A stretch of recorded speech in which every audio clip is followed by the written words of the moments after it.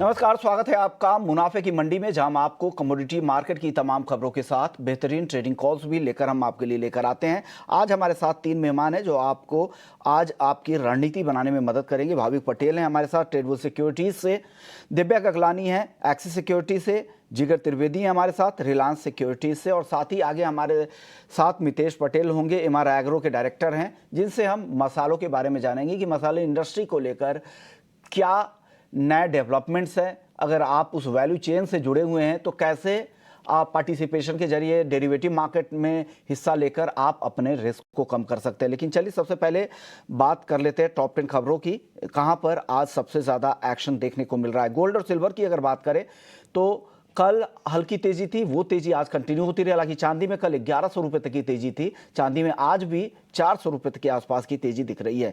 Crude की बात करें तो $75 के नीचे है, अभी भी ½ % की तेजी है। रूस से सप्लाई को लेकर चिंता अब बढ़ रही है। नेचुरल गैस उत्पादन में कमी और मांग से सपोर्ट मिल रहा है। कॉपर ग्लोबल इकोनॉमी की चिंता से दबाव जरूर है, लेकिन ओवरऑल आज का जो ट्रेंड है पूरे बेस मेटल्स मार्केट के लिए वो काफ़ी पॉजिटिव है।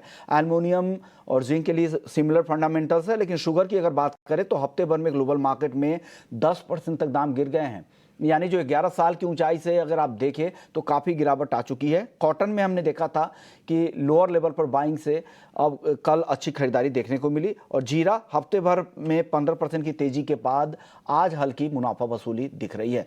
लेकिन चलिए सबसे पहले बात आज हम करेंगे टमाटर की, क्योंकि टमाटर के दाम जिस तरह से तेजी से बढ़े हैं, हफ्ते भर में दाम 2 गुने हो चुके हैं।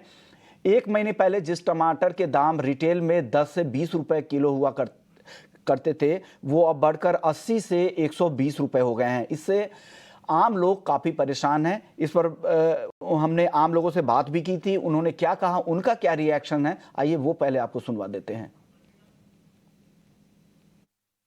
अभी डबल हुआ है, अभी 8 दिन के अंदर जो है एकदम माल जो शॉर्ट होने के कारण जो है टमाटर कम है। बारिश से बहुत ज़्यादा नुकसान है, बारिश ने फसल खराब कर दी सारी।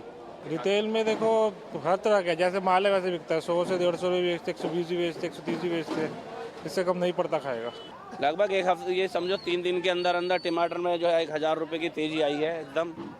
बहुत दिक्कत बता रहे हैं, जिसको 50 रुपए किलो मिल रहा था अब उनको 100 रुपए किलो मिल रहा है, तो दिक्कत तो है ही है।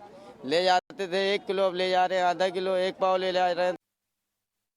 ओके, तो ये आम लोग थे गाजीपुर मंडी दिल्ली से, जहां पर उन लोगों के अंदर नाराजगी भी है और शिकायत भी कह सकते हैं कि जिस तरह से दाम तेजी से बढ़े हैं। मई के महीने में दाम इतने कम थे, किसान इस बात से परेशान थे कि 2 रुपए 3 रुपए के भाव पर वो माल अपना बेच रहे हैं, लागत भी उनकी नहीं निकल पा रही है। लेकिन आज हालात ये हैं कि 100 से 120 रुपए तक दाम जा चुके हैं, तो ये चिंता की बात है। लेकिन जितने भी एक्सपर्ट्स हैं उनका यही कहना है कि 2 महीने कम से कम और लगेंगे भाव को नीचे आने में।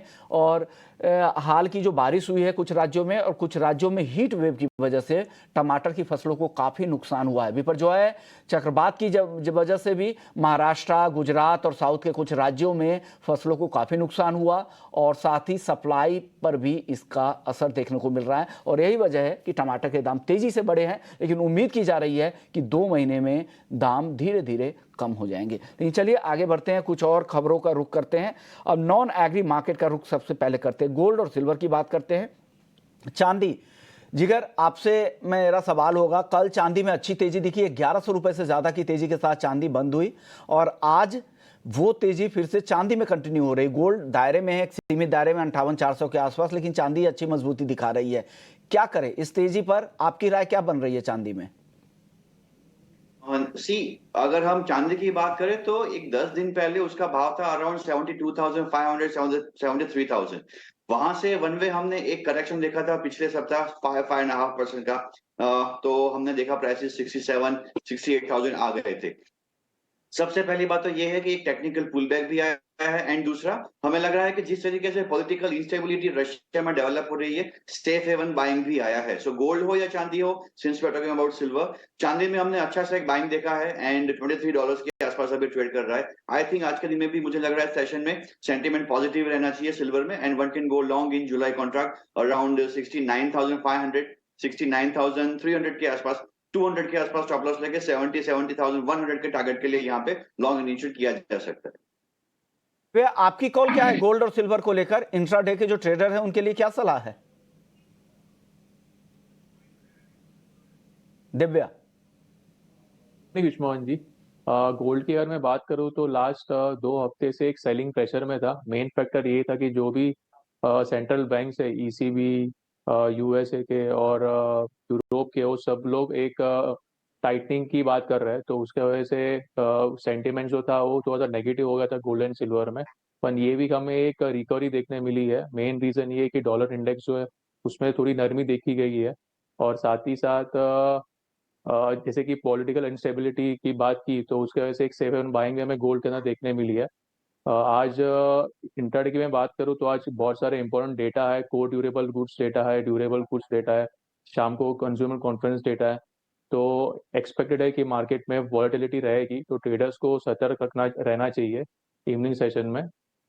डोमेस्टिक मार्केट की मैं बात करूँ तो 58,000 का एक स्ट्रॉन्ग सपोर्ट जोन है। जब तक प्राइजेस ये लेवल इंटैक्ट है लोअर लेवल पे, तो मुझे लगता है कि एक रेंज में कारोबार करेगा 58,000 से लेके 58,900 तक। इंट्राडे में हम लोअर लेवल बाई कर सकते हैं, 58,350 पे बाई करें, स्टॉप लॉस हम 58,150 का रखें और टारगेट ऊपर में 58,600 का मेंटेन करें। चांदी की भी बात करूँ तो चांदी भी एक सेलिंग प्रेशर में था। लास्ट वीक ऑलमोस्ट 6% डाउन था, पर प्राइसेस अभी काफी अट्रैक्टिव लेवल पे है। तो फिजिकल मार्केट में भी डिमांड काफी स्ट्रांग है, तो टेक्निकली हमें एक शॉर्ट कवरिंग मूव भी देखने मिला। और मैं कॉमेक्स की बात करूँ तो $22 का एक स्ट्रॉन्ग सपोर्ट जोन है। तो जब तक प्राइसेस ये लेवल पे इंटैक्ट है $22 पे, तब तक एक पुल बैक रैली एक्सपेक्टेड है सिल्वर के अंदर। सिल्वर हम बाय ऑन डिप्स कर सकते हैं 69,000 के अराउंड, स्टॉप लॉस हम 68,500 का रखें और टारगेट ऊपर में हम 69,600 का मेंटेन करें। गोल्ड और सिल्वर में खरीदारी का है 69,600 के टारगेट के लिए और 68,500 का ये जो लेवल है ये चांदी का लेवल है। ये टाइपो एरर है। एक बार फिर से आपके कॉल में दिव्या के कॉल आपको दोहरा देता हूँ। गोल्ड है 58,350 पे खरीदनी है, 58,150 का यहाँ पर स्टॉप लॉस लगाना है। ये कॉल स्क्रीन से हटा लीजिएगा, कंफ्यूजन होगा। ये चांदी के लेवल्स दिख रहे हैं, ये गोल्ड के लेवल नहीं है। चांदी की कॉल है 69,000 पे खरीदे, स्टॉप लॉस आपको लगाना है 68,500 का और टारगेट है 69,600 रुपये का। गोल्ड 58,350 पे आपको खरीदना है 58,600 के टारगेट के लिए और 58,150 का स्टॉप लॉस है। माइनर टाइपो एरर था गोल्ड और सिल्वर के रेट में, वो आपके लिए करेक्शन के तौर पर। भाविक, अब आप बताइए गोल्ड और सिल्वर में आपकी राय क्या बन रही है? चांदी में आप बताइए 69,500 के नीचे है, क्या इन लेवल्स पे आज खरीदारी करें क्या? गुड मॉर्निंग विश्वमोहन जी। जी ज़रूर से, अगर आज मुझे गोल्ड और सिल्वर में पिक करना होगा तो मैं सिल्वर ही पिक करूंगा, क्योंकि लास्ट वीक हमने देखा था कि पीएमआई जो वीक आए थे और उसके बाद जो सेंट्रल बैंक से हॉकिश टोन थे, तो सोने और चांदी दोनों में गिरावट आई थी। बट चांदी की अगर मैं बात करूं तो नियरली 3 टाइम्स ज़्यादा गिरावट आई थी। तो मुझे लग रहा है कि अगर रिकवरी भी होगी तो चांदी एटलीस्ट 1.5 टाइम्स तो गोल्ड के कंपैरेटिवली आउट परफॉर्म करेगी। और चांदी अट्रैक्टिव भी लग रही है, यहाँ से थोड़ी ओवरसोल्ड में भी लग रही है। तो मुझे लग रहा है कि चांदी बाय कर सकते हैं आज के दिन। जुलाई कॉन्ट्रैक्ट में थोड़ा डिप मिलता है 69,300 के करीब, तो I think it is a good opportunity to go long. Target ऊपर का रखेगा 70,100 का और स्टॉप लॉस रहेगा 68,700 का। तो ये व्यू चांदी को लेकर है भाविक की। अब कच्चे तेल की बात कर लेते हैं। कच्चा तेल आज आधे % के आसपास की तेजी है। $75 के नीचे ब्रेंट क्रूड का भाव है और 5700 के ऊपर MCX पर क्रूड में कारोबार हो रहा है। अभी की चाल देखें तो 5,760 है। जिगर, क्या करना चाहिए? 5760 ये करंट भाव है MCX क्रूड का। इन लेवल्स पे क्या सलाह है फ्यूचर्स में और ऑप्शन दोनों में, बताइएगा। क्रूड की अगर हम बात करें $70 के आसपास WTI स्टेबल हुआ है। एंड अगर हम चार्टिकली भी देखें 69-67 के आसपास एक अच्छा सा सपोर्ट है। सो यस, सबसे पहली चीज वहां से एक बाइंग मोमेंटम बन सकता है। $73-74 तक के हमको यहाँ लेवल देखने को मिल रहा है। So one can go long in crude. अगर मैं फंडामेंटल्स की बात करूं तो जो पॉलिटिकल इंस्टेबिलिटी रशिया में डेवलप हो रही है, it may lead to supply disruption. और दूसरा, समर सीजन के पहले यूएस से भी शायद डिमांड बढ़ सकती है। सो इन सब चीजों के चलते हुए क्रूड में एक मोमेंटम पॉजिटिव लग रहा है। So I am quite comfortable going long in crude. जुलाई कॉन्ट्रैक्ट 5740 के आसपास मिले, one should go long. 5690 stop loss लेकर यहाँ पे चले एंड 5840 के टारगेट के लिए यहाँ पे क्रूड में लॉन्ग किया जा सकता है। तो क्रूड पर 5,740 पे खरीदारी की सलाह, 5,840 का टारगेट है और 5,690 का स्टॉप लॉस लगा ले। ऑप्शन में आपके पास कोई ट्रेड है क्या दिव्या? क्रूड की मैं अगर बात करूं विश्वमोहन जी, तो पिछले 3 से 4 हफ्ते में एक ब्रॉड रेंज में कारोबार कर रहा है। 5,500 लेके 6,000 तक प्राइसेस जो है ऊपर लेवल पे सस्टेन हो नहीं पा रहे। मेन रीजन ये है कि चाइना में जो रिकवरी आई थी पोस्ट पैंडेमिक वो इतनी एनकरेजिंग नहीं है। डेटा भी है वो काफी वीक आ रहा है, तो उसका जो सेंटीमेंट है इन्वेस्टर का वो थोड़ा सा हर्ट हुआ है। और अदर एंड मैं अगर सप्लाई की मैं बात करूँ तो सिचुएशन जो भी एज ऑफ नाउ रशिया में थोड़ी स्टेबलाइज हो चुकी है, तो मुझे इंट्राडे के हिसाब से कुछ ज्यादा तेजी दिख नहीं रही है क्रूड के अंदर। तो हम सेल ऑन राइज की स्ट्रेटेजी यूज कर सकते हैं। 5,700 का जो पुट ऑप्शन है वो 175 के अराउंड बाई करें, स्टॉप लॉस हम 145 का रखें और टारगेट ऊपर में 220 का मेंटेन करें। 1,700 की पुट ऑप्शन खरीदने की सलाह दिव्या की तरफ से आ रही है। 175 के आसपास, 215 220 के टारगेट के लिए, 145 का उसके लिए स्टॉप लॉस रखे। भाविक, आप फटाफट से बता दीजिए, ऑप्शन में, क्रूड ऑप्शन में कोई ट्रेड है अगर आपके पास तो? जी, मुझे लग रहा है कि आई थिंक 5900 तक शायद क्रूड आ सकता है, वहाँ तक रेजिस्टेंस है। तो एक बार कॉल ऑप्शन जो 5800 का है 17 जुलाई का, जो हाल अभी चल रहा है 200, तो अराउंड वो थोड़ा करेक्शन आता है 180 175 के करीब। तो मैं बाय के रिकमेंडेशन दूंगा 280 के टारगेट के लिए और स्टॉप लॉस रहेगा 100 रुपीज़ का। ये 102 दिन के लिए कॉल के ऑप्शन का ट्रेड की और दिव्या की सलाह है पुट ऑप्शन खरीदने की, और जिगर भी तेजी के साथ है, यानी भाविक के साथ वो जा रहे हैं। तो 2 तेजी के साथ है क्रूड में और 1 मंदी के साथ है। चलिए, लेकिन वक्त हो गया छोटे से ब्रेक का। ब्रेक के बाद हम लौटेंगे तो बेस मेटल्स पे बात करेंगे, साथ ही एग्री मार्केट पर भी कुछ बात होगी। बने हुए बेस मेटल्स की बात कर लेते हैं। बेस मेटल्स में आज सभी मेटल अच्छी तेजी के साथ कारोबार कर रहे हैं। 214 पर जिंक 1% से ज्यादा की तेजी, एल्युमिनियम 1% से ज्यादा की तेजी, 198 रुपए के करीब, 723 रुपए के करीब है कॉपर का वायदा, 1% ऊपर, और लेड में आधे % की तेजी है, 181 रुपए के ऊपर।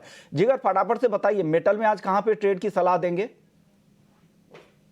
मेरा टॉपिक रहेगा, अगर मैं कॉपर की बात करूँ तो इन्वेंट्रीज जो है थोड़ी सी कम है ग्लोबल लेवल पे, और साथ में माइन डिस्ट्रप्शन भी हुआ है चिली के अंदर, तो उसके वजह से कॉपर एक पॉजिटिव कारोबार कर रहा है। कॉपर हम 716 के अराउंड बाई कर सकते हैं, स्टॉप लॉस हम 712 का रखें और टारगेट ऊपर में 721 का मेंटेन करें।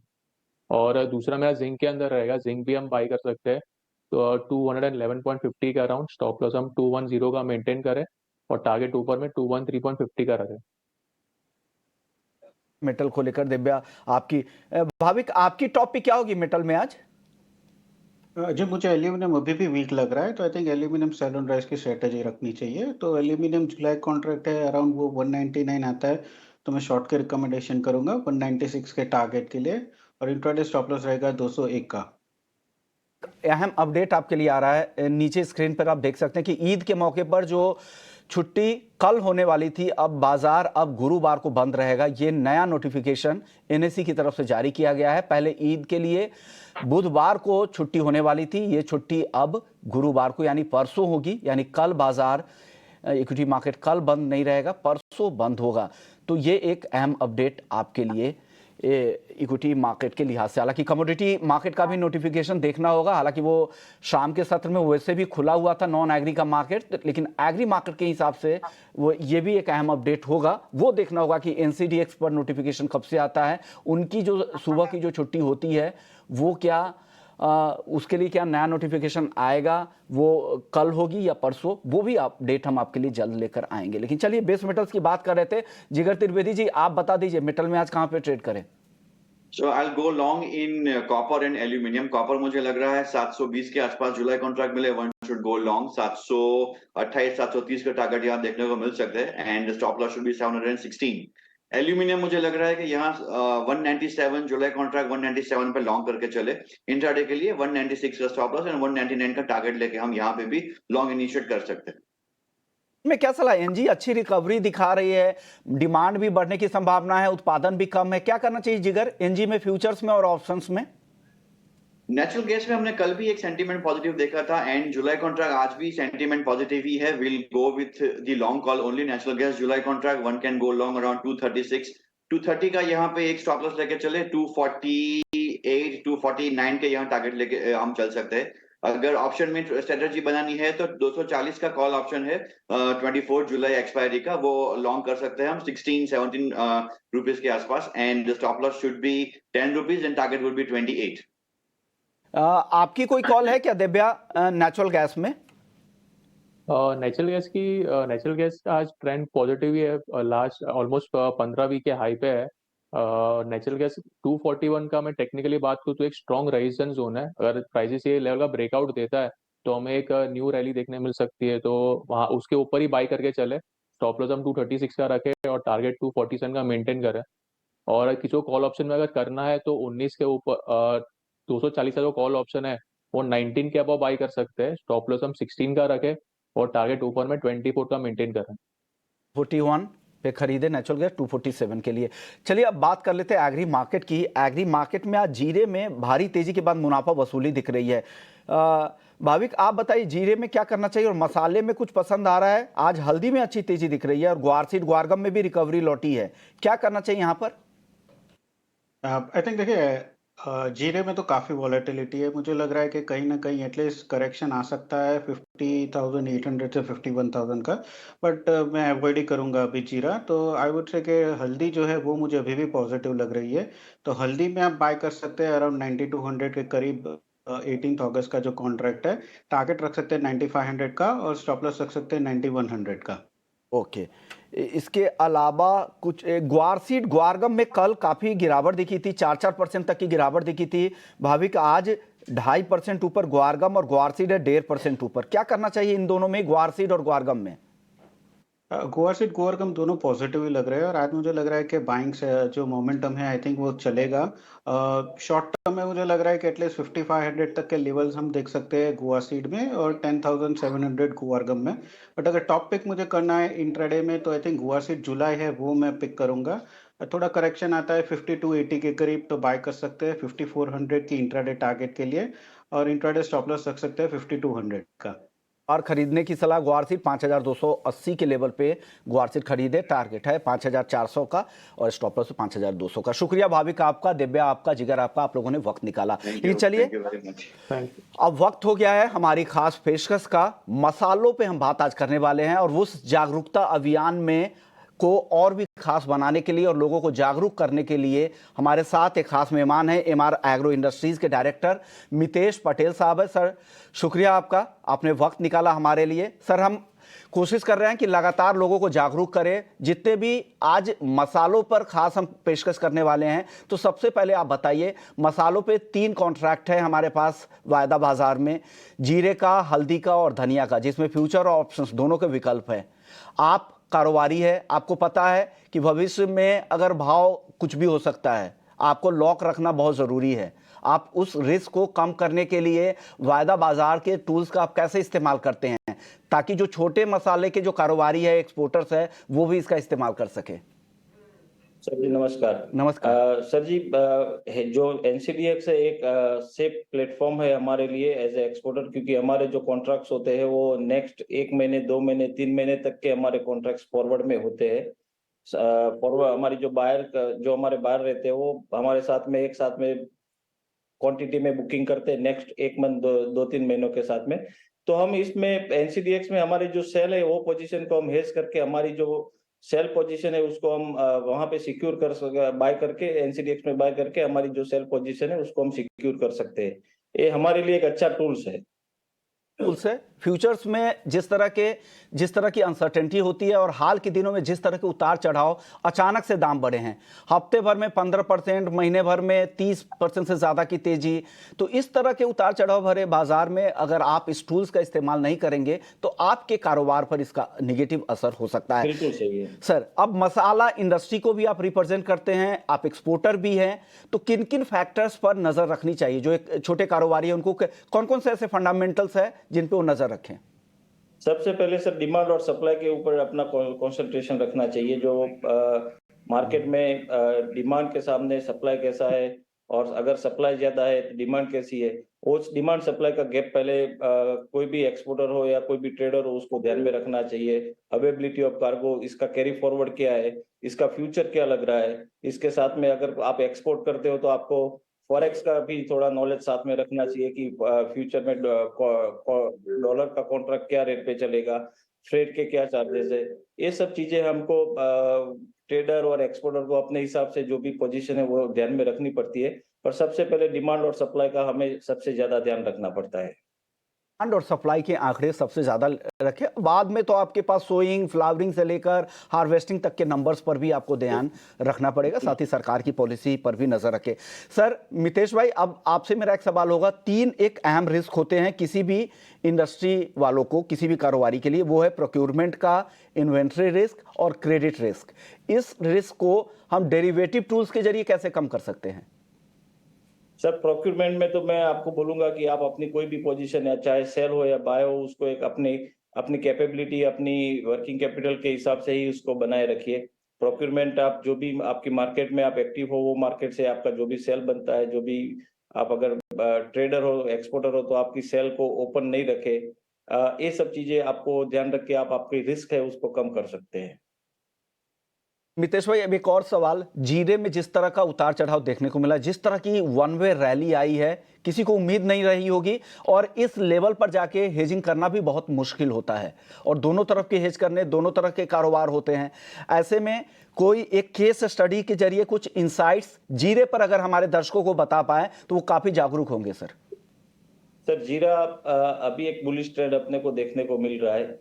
एनसीडीएक्स के मार्जिन्स भी ज्यादा है, आप इसमें शॉर्ट नहीं करना चाहिए। जीरा की जो पिछले 15 दिन पहले एक मार्केट में डाउन ट्रेंड आया था, वो अदर कंट्रीज के क्रॉप की एक बात बाजार में चली थी, उसकी वजह से मार्केट नीचे आया था, पर वो बात सही नहीं थी। उसके वजह से मार्केट फिर से अपना मोमेंटम दिख रहा है। इंडिया में घरेलू बाजार की अगर बात करते हैं तो इंडिया में सप्लाई बहुत ही शॉर्ट लग रहा है, सामने डिमांड अच्छी खड़ी है। जो एक अपना सप्लाई लेवल है उसको देखते हैं तो हमें लगता है कि फ्यूचर में जीरे का शॉर्टेज तो कोई भी चीज का नहीं होता है, पर एक डिमांड सप्लाई के बीच में बड़ा गैप देखने को मिलेगा। जितनी डिमांड है उतना सप्लाई इंडिया में नहीं होगा, तो सामने फ्यूचर जीरे में मुझे और भी अच्छा लगता है। और जीरे में अभी एक्सपोर्ट की डिमांड जो हम देख रहे हैं, तो अदर कंट्रीज की, बांग्लादेश की, सभी कंट्रियों की पाइपलाइंस खाली है, तो इन लोगों की डिमांड यहाँ कंटिन्यू बनी हुई है। तो मुझे जीरे में अभी भी फ्यूचर अच्छा ही दिख रहा है। सर अब आखिरी सवाल मितेश भाई आपसे होगा, फार्मर्स के लिए है, क्योंकि ये आपके पूरे वैल्यू चेन के लिए सबसे अहम है। वो फार्मर्स सबसे ज्यादा रिस्क उठाते हैं, उनके रिस्क कम करने के लिए वो कैसे डेरिवेटिव टूल्स को, क्या वो डायरेक्टली भी पार्टिसिपेट करे, या आप सलाह देंगे कि वो एफपीओज के जरिए आए और इस डेरिवेटिव टूल्स का इस्तेमाल करें, और करे तो कैसे करें? सर एनसीडीएक्स उसमें जो मार्जिन बायर और सेलर का है, उसकी वजह से मैं बोलूंगा, मैं समझ सकता हूँ कि फार्मर्स इतना ये टूल्स को यूज नहीं कर सकता है, पर इसके लिए कुछ नई योजनाएं बननी चाहिए, स्पॉट मार्केट बनने चाहिए, या फिर कोई वेयरहाउसिंग एनसीडीएक्स की तरफ से कुछ ऐसा होना चाहिए जहां जाके अगर कोई फार्मर को भी लगता है कि फ्यूचर अच्छा दिख रहा है, तो अपने जो माल है उसको सेफली वो वहां पे रख के सामने उसकी जरूरत के हिसाब से उसका फंडिंग फाइनेंस ले सकता है। ये सब बेसिक फैसिलिटी डेवलपमेंट होना चाहिए। सर शुक्रिया मितेश भाई, आपने वक्त निकाला और दर्शकों को जागरूक किया, बताया, क्योंकि कारोबार करने के साथ साथ आपके वैल्यू चेन से जुड़े हुए जितने लोग हैं उनको जागरूक भी करना जरूरी है। पूरी चेन अगर मजबूत होगी तभी आपका कारोबार भी मजबूत होगा। शुक्रिया सर एक बार फिर से आपका, आपने वक्त निकाला। चलिए इस खास पेशकश में इतना ही, लेकिन बाकी खबरों के लिए आप बने रहिए ET Now स्वदेश पर। नमस्कार।